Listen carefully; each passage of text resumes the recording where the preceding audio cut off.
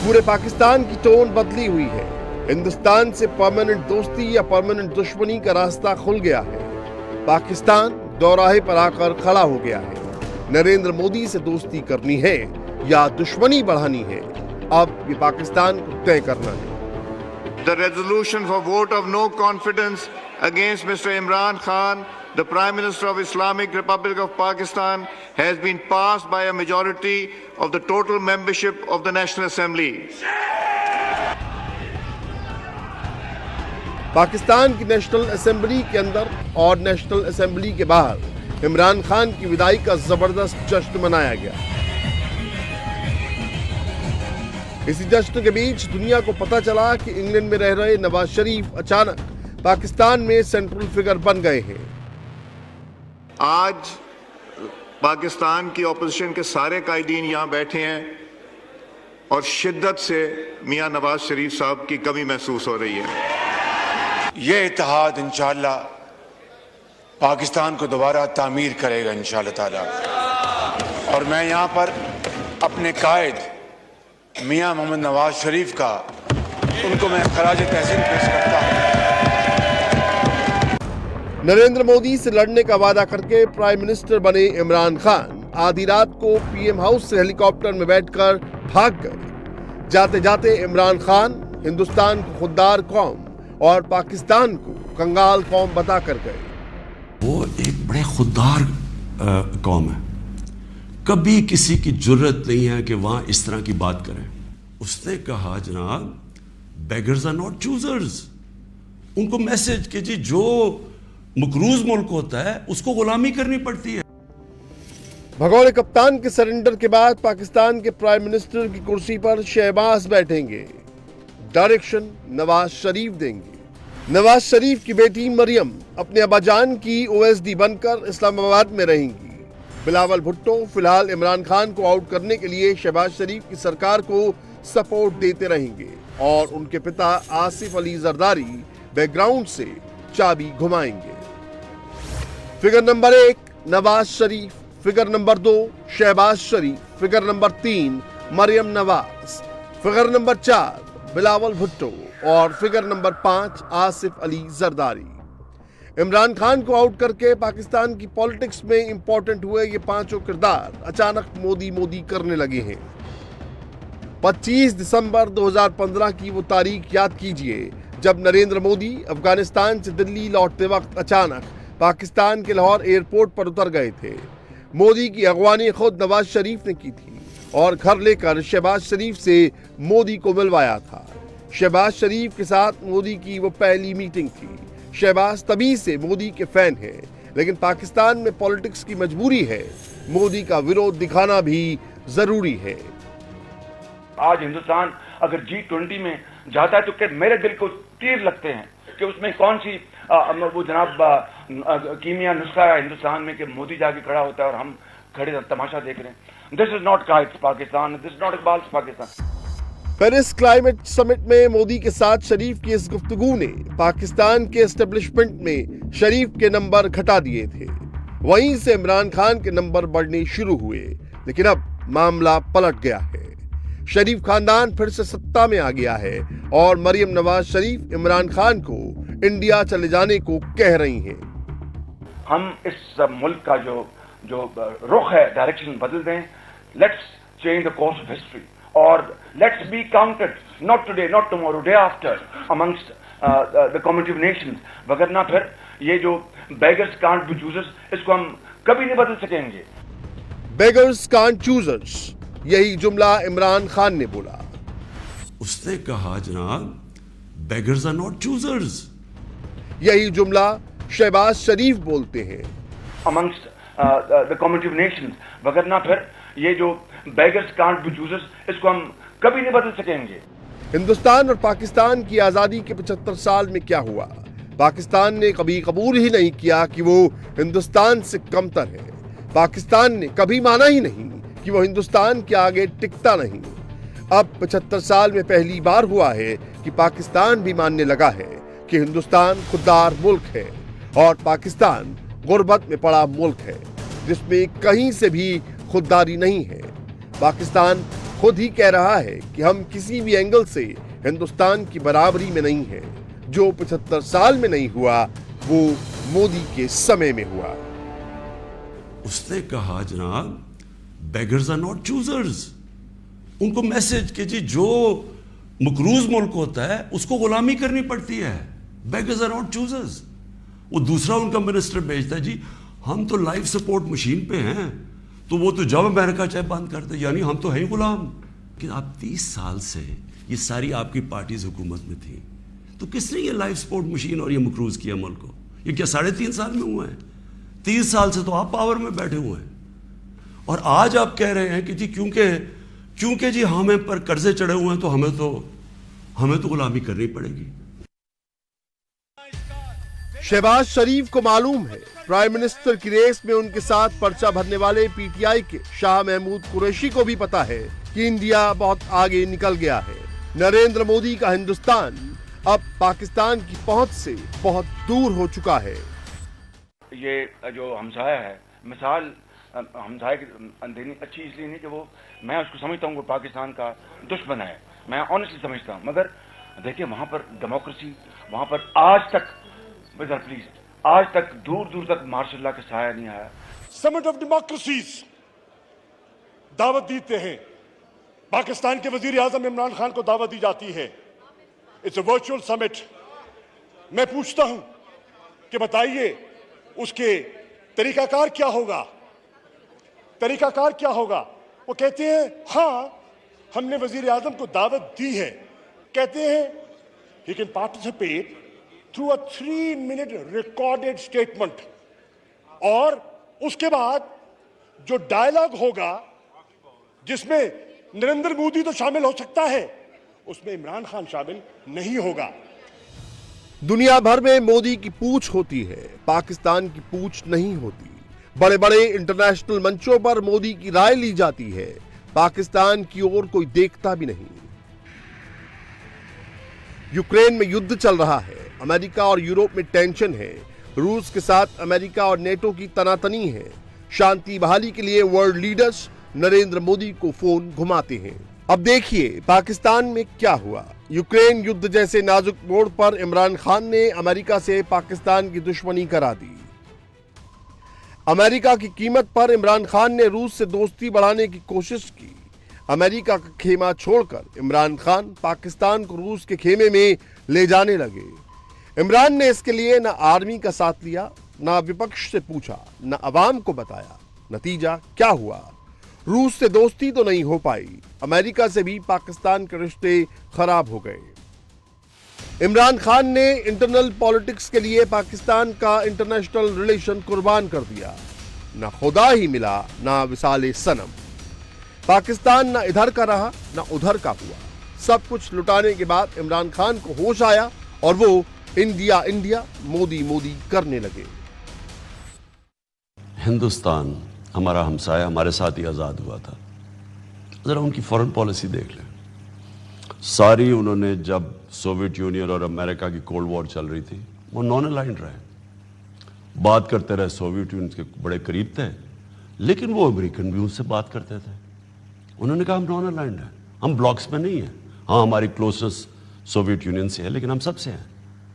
आप हिंदुस्तान की foreign policy की वजह से आप सिर्फ ये देख लें कि हिंदुस्तान के पासपोर्ट की क्या इज्जत और पाकिस्तान के पासपोर्ट की क्या इज्जत रही है। जब आप एक खुददार कौम होते हैं लोग आपकी रिस्पेक्ट करते हैं।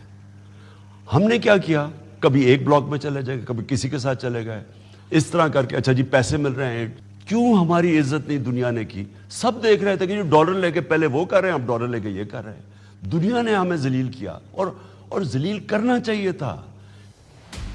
इमरान तो पाकिस्तान को जलील कराकर चले गए। अब शहबाज शरीफ को देखना है कि किस किस से दुश्मनी करके रहना है।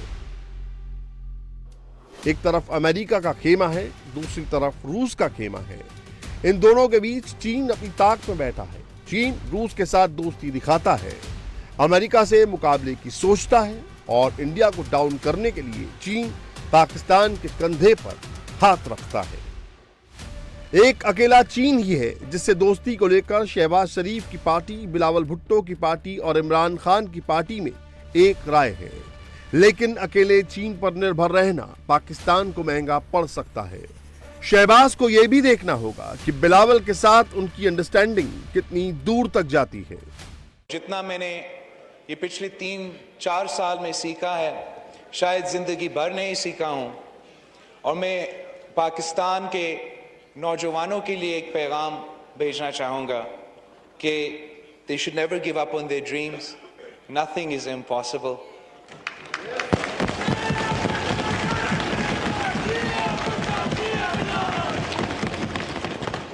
जुल्म फिर जुल्म है, बढ़ता है, फिर मिट जाता है।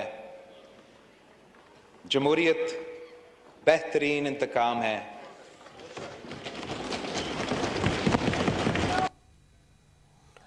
पाकिस्तान में अब आगे क्या होगा? प्रधानमंत्री की कुर्सी के लिए शहबाज शरीफ और इमरान की पार्टी की तरफ से शाह महमूद कुरैशी दोनों ने पर्चा दाखिल कर दिया है।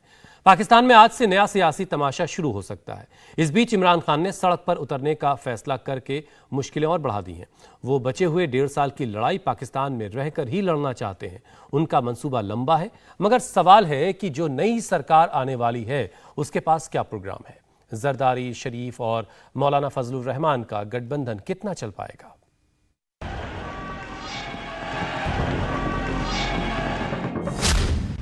मियां मोहम्मद शहबाज शरीफ बनाम मखदूम शाह महमूद हुसैन कुरैशी। पाकिस्तान में डेमोक्रेसी के ड्रामे का एक चैप्टर बंद हुआ तो दूसरा चैप्टर शुरू हुआ। इमरान खान हार कर भी मैदान छोड़ने को तैयार नहीं। वो शहबाज शरीफ को पीएम की कुर्सी के लिए वॉक ओवर देने को तैयार नहीं। लिहाजा पाकिस्तान तहरीक इंसाफ के उम्मीदवार बतौर ex foreign minister Shah Mahmood Qureshi ने भी पर्चा दाखिल किया। अब पाकिस्तान के ऐवान सदर में एक और सियासी जंग के मुजाहरे के लिए तैयार रही है। बिलावल भुट्टो जरदारी की इस मुबारकबाद में छिपी खुशी को बरतरफ रखिए। आज 10th April 2022. Welcome back to Purana Pakistan.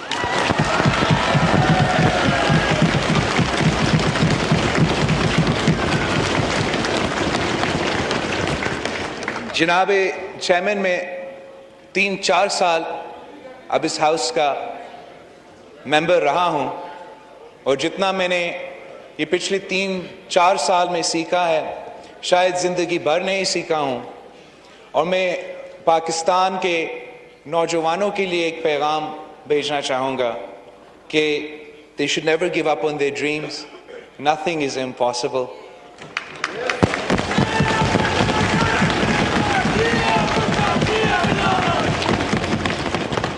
जुल्म फिर जुल्म है, बढ़ता है, फिर मिट जाता है। जमहूरियत बेहतरीन इंतकाम है।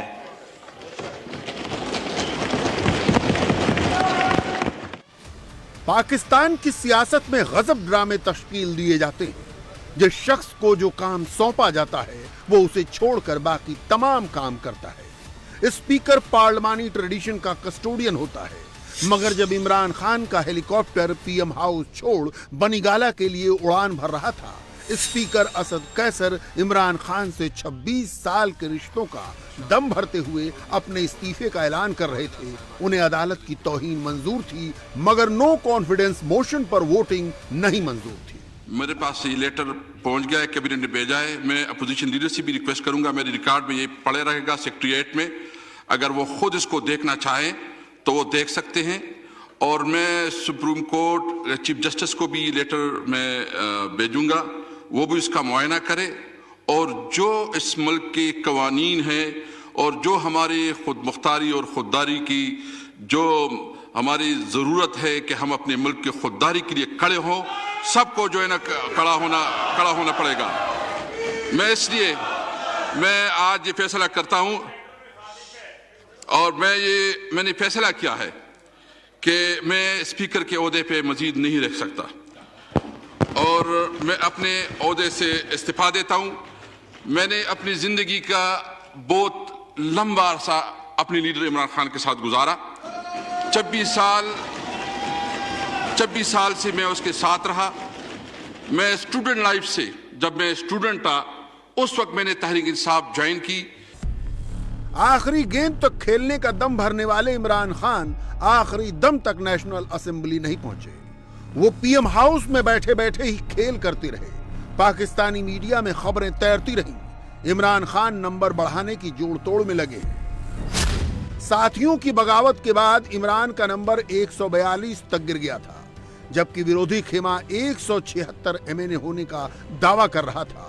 इमरान कई तरह की डील करने की कोशिश कर रहे थे, मगर इमरान का कोई ऑफर मेंबरों को अट्रैक्ट नहीं कर रहा था, क्योंकि सबको पता था इमरान खान के साथ अब फौज नहीं है। इमरान खान के साथ जाने का मतलब जनरल बाजवा के खिलाफ जाना था। आज ही जाकर इमरान ने बाजवा को ही बर्खास्त करने की कोशिश की, मगर इसके नोटिफिकेशन के लिए जरूरी फॉर्मेलिटी पूरी नहीं हो सकी। इमरान खान ने इसके लिए अपने रक्षा मंत्री परवेज खटक और स्पीकर असद कैसर दोनों को पीएम हाउस बुलाया था, मगर उन्हें हताश और निराश वापस नेशनल असेंबली लौटना पड़ा। फ्रस्ट्रेशन का आलम यह था कि जब मीडिया ने सवाल पूछे तो असद कैसर ने जर्नलिस्ट को गाली दे दी। उनका इस तरह गाली देना पाकिस्तान में हेडलाइन बन गया। कुछ कहेंगे इस पे? आपने स्पीकर के ऑफिस को वज़ीर-ए-आज़म का ऑफिस बना दिया, कुछ कहेंगे इस पे? इस तमाम जद्दोजहद के बीच एक अहम सवाल कहीं दब कर रह गया कि आखिर इमरान खान को जाना क्यों पड़ा। अगर श्रीलंका में राजपक्षे सरकार जाती है तो वजह मौजूद है, इकॉनमी चौपट है और महंगाई आसमान पर, मगर इमरान के जाने की फौरी वजह क्या थी? इस सवाल पर कोई बात इसलिए नहीं हो रही कि 74 सालों में कोई प्रधानमंत्री पाकिस्तान में 5 साल कुर्सी पर रहा ही नहीं। इमरान खान भी उन्हीं में शुमार हो गए। हाँ, इमरान ने एक रिकॉर्ड जरूर बनाया। वो अविश्वास प्रस्ताव से जाने वाले पाकिस्तान के पहले प्रधानमंत्री हो गए। मगर पॉइंटर्स में ही सही ये समझना जरूरी है कि वो चीजें क्या थीं जो इमरान के खिलाफ गईं। ये चीजें महंगाई और अर्थव्यवस्था से भी अहम साबित हुई। पहला, एक्शन अगेंस्ट करप्शन के बहाने विपक्ष को परेशान किया। दूसरा, चीन से कर्जा लेकर करीबी बढ़ाई और अमेरिका से दूरी। तीसरा, टर्की और मलेशिया के साथ मिलकर इस्लामी एक्सिस बनाने लगे। रियासत मदीना और नया पाकिस्तान केवल लॉलीपॉप साबित हुए। और ताबूत में आखिरी कील नए आईएसआई चीफ के नाम पर जनरल बाजवा से पंगा।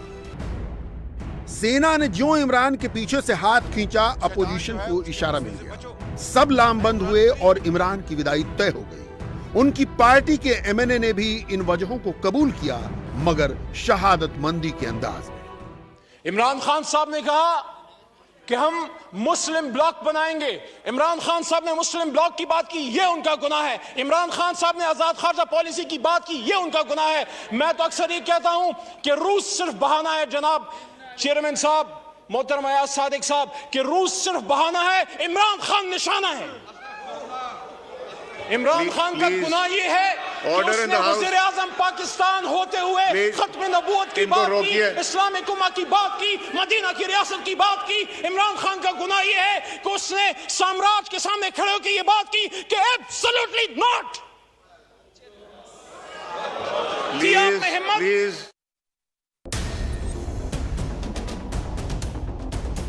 इमरान खान तो पीएम हाउस से चले गए, लेकिन पीटीआई के कप्तान ने सियासत का विकेट नहीं छोड़ा है। अब तक तो उन्होंने अपने ट्विटर हैंडल पर फॉर्मर पीएम भी नहीं लिखा। अवाम में उनके समर्थकों का धड़ा उनके साथ मौजूद है। आलम यह है कि लाहौर से लंदन तक रैलियों का रेला चल रहा है। लंदन के हाइड पार्क में इमरान खान और पीटीआई के समर्थकों ने विरोध में रैलियां की। इमरान की एक समर्थक तो इतनी इमोशनल हुई कि रोने लगी।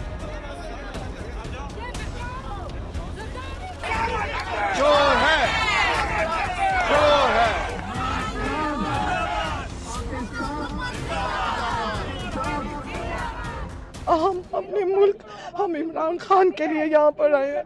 हम लोग भिखारी नहीं हैं। हम भिखारियों के हुक्मरान नहीं कबूल कर सकते। वो खुद भिखारी है और हम ही कहते हैं हम भिखारी हैं। खुद अरबों के मालिक बन के बैठे हैं और हम भिखारी हैं। हम भिखारी नहीं है। हमें इमरान खान वापिस चाहिए। हम भी नहीं इनको हुक्मरान। डीजल हमारा सदर बनेगा। हमें शर्म आएगी कि सबको कहते कि डीजल हमारा सदर है।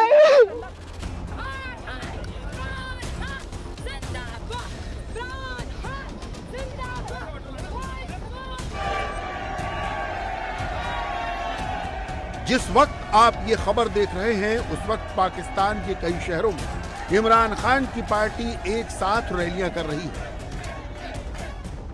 इनमें लाहौर, कराची, मुल्तान, सियालकोट, साहिवाल और सिंध के उमरकोट में प्रदर्शन हो रहे हैं। सूत्रों की माने तो इमरान ने अपने सहयोगियों के साथ बैठक में अपनी रणनीति साफ कर दी है। वो जनता से दूर और विदेश जाने की बजाय पाकिस्तान में ही रैलियां करते रहेंगे। इमरान जनता को बताएंगे कि उनके खिलाफ साजिश हुई है। वो विदेशी षड्यंत्र का आरोप लगाकर अपने पक्ष में माहौल बनाएंगे। पाकिस्तान डेमोक्रेटिक मूवमेंट को अमेरिकी पिट्ठू साबित करेंगे। अगर वो इसी तरह हमलावर रहे तो शहबाज सरकार उन पर कानूनी कार्रवाई शुरू करवा सकती है। उन्हें जेल भेजा जा सकता है, जिसके संकेत शहबाज शरीफ के इस बयान में महसूस करिए कि कानून अपना काम करेगा। मैं यहाँ पर अपने कायद मियां मोहम्मद नवाज शरीफ का उनको मैं खराज तहसीन पेश करता हूँ।